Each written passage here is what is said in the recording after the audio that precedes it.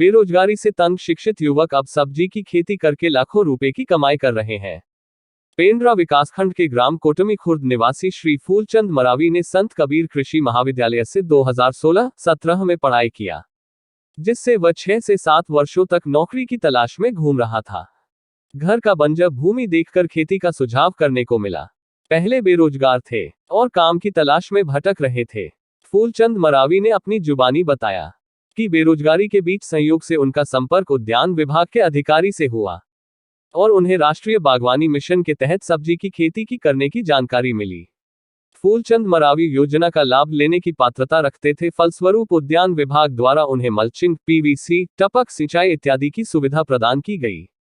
फूलचंद मरावी पहले लगभग 1 एकड़ बंजर भूमि पर सब्जी लगाने का काम शुरू किया और इससे होने वाले लाभ को सब्जी व उत्पादन में ही लगाकर आगे बढ़े। वर्तमान में फूलचंद मरावी 1.60 एकड़ भूमि में ड्रिप इरिगेशन की सुविधा लगा जा चुके हैं। उनके द्वारा 1 एकड़ में सब्जी व मिर्ची की खेती की जा रही है, जिसका ट्रांसप्लांट भी हो चुका है। इसके साथ ही भांटा, मिर्च, लौकी, मटर आदि की भी खेती ली जा रही है। वे सब्जी उत्पादन कर रहे हैं। वहीं फूलचंद मरावी ने बताया कि कृषि क्षेत्र में जो कि कृषि छात्र का बहुत बुरा हाल है बताया गया। वहीं फूलचंद मरावी ने छत्तीसगढ़ शासन से गुहार लगाया कि किस कृषि क्षेत्र में भी रोजगार निकाला जाए। वह फूलचंद मरावी ने मीडिया से क्या कहा, आइए सुनते हैं। भुवनेश्वर सोनी की खास रिपोर्ट।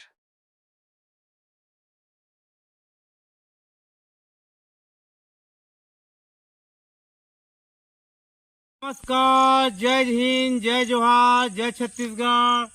आज हमन ग्राम पंचायत कोटमी खुर्द, जिला गौरेला, पेंड्रा मरवाही, बस्ती बगरा के बगल में हवन और बहुत ही होनहार पढ़े लिखे नौजवान साथी जेकर बारे में हमन विस्तार से जानना चाहबो। आप ला ओकर मुखाग्र से उनकर माध्यम से हमन आप मन तक बात ला पहुँचाबो। कैसे और का नाम है, का करत हैं, कहाँ तक पढ़ाई हुई से ओकर बारे में विस्तार से बताही। तो सर आप मन के नाम? सर मेरा नाम है फूलचंद मरावी और रहने वाले ग्राम कोटमी खुर्द, पोस्ट बस्ती बगरा, जिला गौरेला, पेंड्रा मरवाही का हूँ। अच्छा, बहुत बहुत धन्यवाद सर। वर्तमान में क्या कर रहे हैं सर अभी पढ़ाई लिखाई करने के बाद? अभी वर्तमान में तो मैं कृषि क्षेत्र में कृषि स्नातक हो चुकी, इसलिए उद्यानिकी क्षेत्र में मैं मिर्ची की खेती करना स्टार्ट किया हूँ। अच्छा, मिर्ची की खेती स्टार्ट किए तो मिर्ची की खेती अभी कितने एकड़ में किए थे? और सुने हैं कि विशेष सूत्रों से पता चला आप 2 साल से भूमि जो है बंजर था, इसमें आप उत्पादन करने के लगे हैं और इस बंजर भूमि में आपने मिर्ची और टमाटर की खेती का शुरुआत की थी। इससे कितना लाभ हुआ सर? और इस बंजर भूमि में और क्या क्या कमी है उसके बारे में बताएंगे थोड़ा विस्तार से। आपकी बात निश्चित रूप से सराहनीय है कि मैंने जो स्टार्ट किया था और बंजर भूमि था और 1 एकड़ 12 डिसमिल में स्टार्ट किया था और वर्तमान में तो अभी 1 एकड़ 60 डिसमिल में कर रहे हैं सर, और लगातार मैं मिर्ची की ही खेती कर रहा हूं अभी। अच्छा, इसके माध्यम से इस क्षेत्र में लाभ पाने के लिए वर्तमान सरकार से क्या उम्मीद रखते हैं सर? वर्तमान सरकार से सर देखिए, 2017 से मैं कृषि स्नातक उत्तीर्ण हूँ और 2017 से हम लोग बेरोजगार युवा के रूप में जूझ रहे हैं सर। और दूसरी बात यह है कि आज कृषि के क्षेत्र में ना सरकार ध्यान दे रही है और ना ही हम लोग के लिए रोजगार उपलब्ध करा रही है। तो विगत 6 से 7 वर्ष तक हम लोग बेरोजगार पड़े हैं सर। कृषि के क्षेत्र में ना वैकेंसी निकाल रही है, ना हमारे ऊपर कुछ ध्यान दे रहे हैं। अच्छा, इसके माध्यम से बेरोजगारों को आप क्या संदेश देना चाहेंगे जो आप कार्य कर रहे हैं? बेरोजगार इधर उधर हमेशा बाहर प्रदेश में जाके काम करते हैं, जबकि छत्तीसगढ़ में समस्त प्रकार की हमेशा जल से भरा हुआ नदियां है। वर्तमान हमारे क्षेत्र में गौरेला, पेंड्रा मरवाही क्षेत्र बेरोजगार को कृषि के क्षेत्र से रोजगार दे सकता है। स्वयं को उनको उन्हीं की जमीन में काम करा के बड़ा से बड़ा पैदावार लिया जा सकता है। और अभी वर्तमान में जो महंगाई का जो दौर चल रही है, क्योंकि काम करने वाले कम हो गए हैं कृषि क्षेत्र में और खाने वाले हर व्यक्ति हैं, तो गरीब लोगों को उस क्षेत्र के जो अभी वर्तमान में टमाटर है, मिर्ची है, उनके पहुंच से बाहर है। तो इसकी स्थिति में अभी हमारे जो है छत्तीसगढ़ के लोग अक्सर देखा जाए तो बाहर जाके काम करने लगते हैं और अपना कृषि क्षेत्र को छोड़ के बाहर में भटकते रहते हैं और बहुत सारा तकलीफ का सामना करना चाहते हैं। तो उसके क्षेत्र में क्या कहना चाहते हैं वर्तमान के बारे में अभी?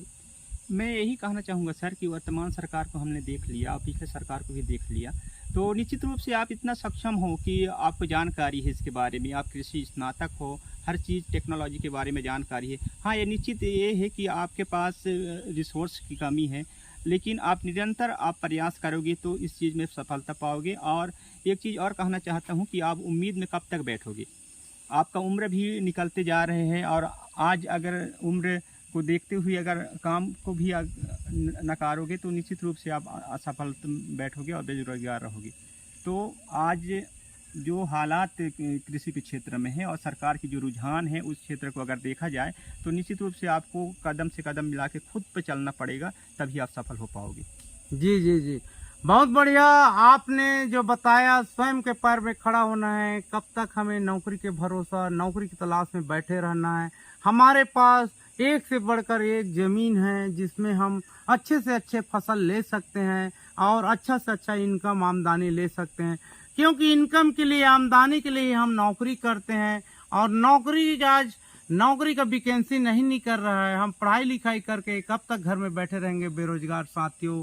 इसलिए आपने संदेश दिए कि बेरोजगारों को बाहर जाने की जरूरत नहीं। हमारे छत्तीसगढ़ पूरा प्रकृति का भरपूर, हर चीज नदी नाला से भरा पूरा है, हर सुविधा है। तो हम अपने जमीन में ही क्यों ना ऐसा फसल उत्पादन करें जिससे उनको लाभ ही लाभ मिले, एवं इससे भी जो है हमारे छत्तीसगढ़ के रहने वाले लोगों को जब अधिक मात्रा में पैदावार होगा फसल तो सस्ते में भी मिलेगा, अंतिम व्यक्ति भी इसे खरीद सकता है। इसलिए हम जो बेरोजगार इधर उधर भटकते हैं उसका रोकने का, रोजगार देने का एक बहुत बड़ा उपाय है।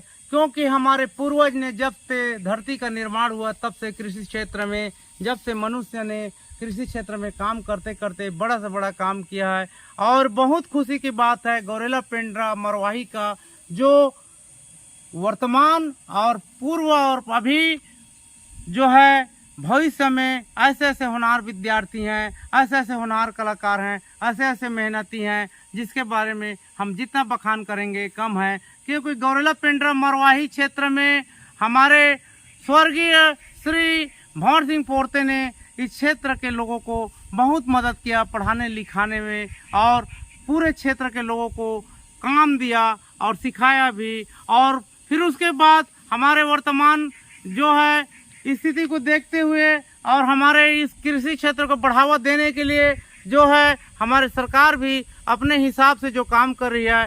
और जब प्रथम मुख्यमंत्री अजीत जोगी जी ने इसी पेंड्रा क्षेत्र से बने और बड़े से बड़े पद में रहे और क्षेत्र के विकास के लिए बहुत काम किए, तो पेंड्रा गौरेला मरवाही सोना का खान है। यहाँ एक से एक बड़े हुए, एक से एक ज्ञानी पड़े हुए हैं, एक से एक जानकार हैं। इसी तरीक़े से आज हमारे बीच में आज अपने स्वयं के बल पे, स्वयं के पैर में खड़ा होने का प्रयास कर रहे हैं हमारे फूलचंद मरावी जी, ग्राम कोटमी खुर्द के। तो उनको बहुत बहुत धन्यवाद है। और कोटमी खुर्द का नाम रोशन करना चाहते हैं और बंजर भूमि में उन्होंने प्रयास किए और पिछले साल से लगे हैं और अच्छा फसल लिए, नुकसान नहीं हुआ। अभी वर्तमान में आमदनी भी नहीं हुआ, लेकिन बराबर रहा। आने वाले समय में इनको बहुत बड़ा जानकारी मिलेगा, बहुत बड़ा कार्य करने का जो मौका मिला, अवसर मिला, उसके माध्यम से अपने नाम को रोशन करेंगे, एक अलग इतिहास लिखेंगे। गौरेला पेंड्रा मरवाही का जैसे नाम पूरे देश में, पूरा विश्व में फेमस किए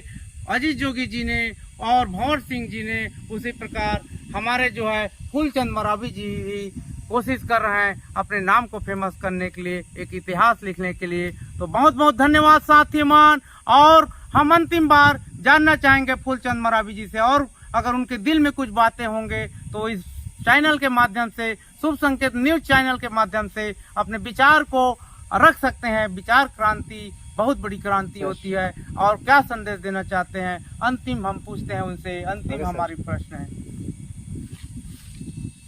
हम लास्ट प्रश्न आपसे करना चाहेंगे, आपकी दिल में और आप क्या कहना चाहते हैं जो कि आप समाज में सुधार हो, देश में सुधार हो, और आपकी जो भी तमन्ना होगा, इच्छा होगा, उसको बता सकते हैं।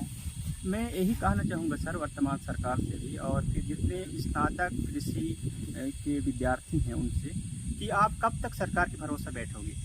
तो कहीं ना कहीं आपको रास्ता निकालना पड़ेगा स्वयं से, क्योंकि अभी देखा जाए तो जुलाई मंथ में, जून जुलाई मंथ में ही सरकार ने एक नोटिफिकेशन जारी किया था कि 916 पद के लिए ग्रामीण कृषि विस्तार अधिकारी के लिए, और उसमें आज कहा जाता है कि उनके पास मिलते हैं, मंत्रियों से विधायकों से बात करते हैं, तो हम लोग ने किसी प्रकार के आदेश नहीं किए हैं।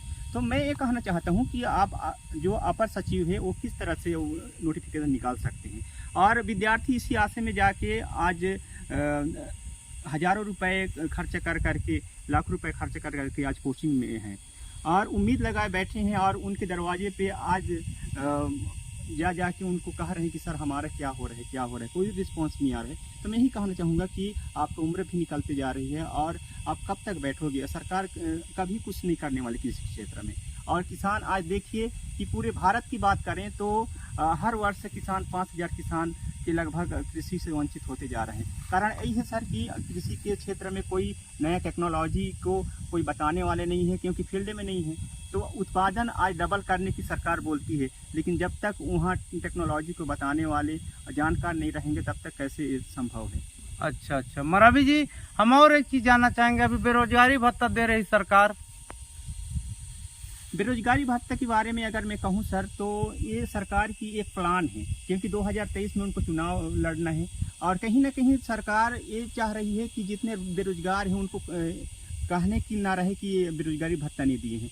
और इसमें बहुत बड़ा क्राइटेरिया ये रखा गया है सरकार की तरफ से कि आपका जो रोजगार कार्यालय में पंजीयन हो निरंतर होना चाहिए। तो देखिए सर, कभी वैकेंसी निकाल ही नहीं रहे हैं, और तो इंसान तो ऐसे भी भटक रहे हैं, तो कहाँ से वो पंजीयन की ओर जाएगा।